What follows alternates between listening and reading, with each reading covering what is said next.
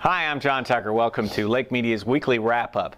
I'm here with Joyce Miller, our Lake Sun editor, and this week the big news was that FERC has kind of retracted what they originally stated, which was that there was homes and structures that were in danger of going over boundaries, and instead they told us that Ameren actually had responsibility for that. Is that correct, Joyce? Correct. They kind of backpedaled. In reality, Ameren, back in 2004, when they were undergoing relicensing, had asked FERC for the ability to redraw the boundaries of the project, Lake of the Ozarks.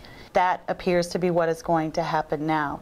That should eliminate the majority of the properties that are at risk right now under the FERC order that was issued in July. Ameren is also asking for the ability to work individually with any homeowners that wouldn't fall below, or that fall below that. I think we're looking at a project boundary of about 662 overall.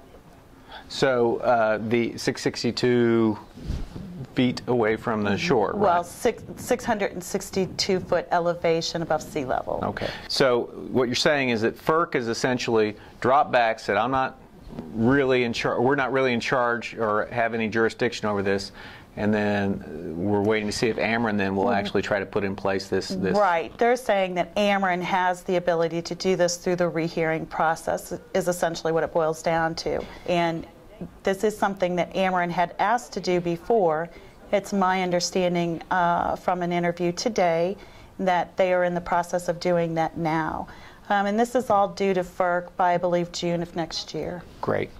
And if we can keep reading about that on lakenewsonline.com, correct? Correct, and in the Lake Sun. Thanks, Joyce. Now I have with me Charisse Patiras, who is our Lake Lifestyles and Vacation News editor. And as usual, Charisse is going to tell us what's happening this weekend, and Christmas abounds.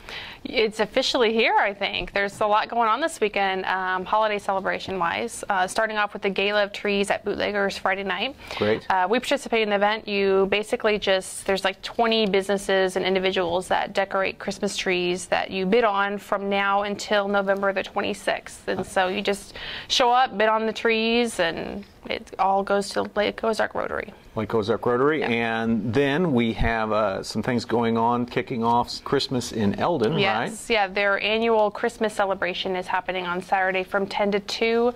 The parade, which is pretty much the biggest event going on there, is at 2 o'clock. So it's a pretty fun event. I've been a couple years, so. And that's just the start of it. There's going to be a lot more celebrations. Lake doesn't stop just on one weekend for Christmas. It's a whole month and a half worth. Yeah, right? There's a lot more going on. And we'll have that next week. But for right now, those are the two events we have. Yeah. And finally, the top 10 women. We actually know who next year's top 2 women are. We do. But we're not going to tell anybody. We're not going to tell anybody. Top secret. But the current top 10 women are doing some nice stuff at Hy-Vee, correct? Yeah, they're continuing their cause for CADV. They've been raising money all year. So at Hy-Vee, from 9 to 1 on Saturday, they're going to be sacking groceries for tips. So show up and shop and put some money in the bucket for CADV. Great. It's great that they're doing that. Yeah. Thanks a lot. And now Rance and Kai are going to tell you about football and Osage Beach continuing their run. Thanks, John. High school football continues for the School of the Osage Indians. They are one of 4 teams left in Missouri Class 3. Kai, the Osage Indians knocked off North Callaway big time, 63-21. Yeah, Osage coming away with a huge victory there in Kingdom City. Senior Jared Edwards had another amazing game, scoring 5 touchdowns. He returned his 6th punt return of the season for a touchdown as Osage won to move on in the state playoffs. This Saturday, they're heading to St. Louis to face John Burroughs.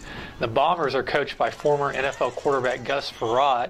They have a premier running back, too, Ezekiel Elliott, getting interest from schools such as Mizzou and Notre Dame, and he's only a junior. Osage will look to keep its offense rolling. This matchup features 2 teams that are very similar, very fast and athletic, and what should be a pretty high-scoring game.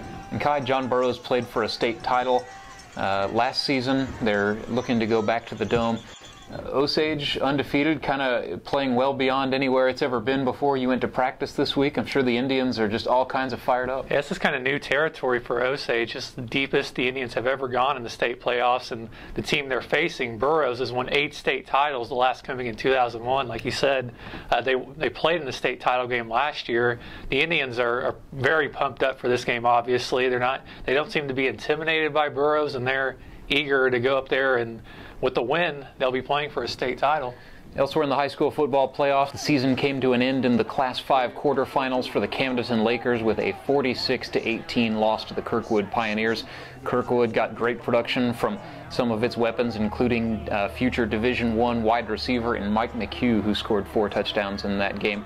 Murphy Ward, Camdenton's feature back, scored his 16th and 17th rushing touchdowns of the season in the loss. So season is over for the Lakers. We'll look to see what all of the high school teams from the Lake of the Ozarks do in terms of postseason awards, which will be announced very soon. But until then, we appreciate you joining us and invite you to check out lakegamenight.com.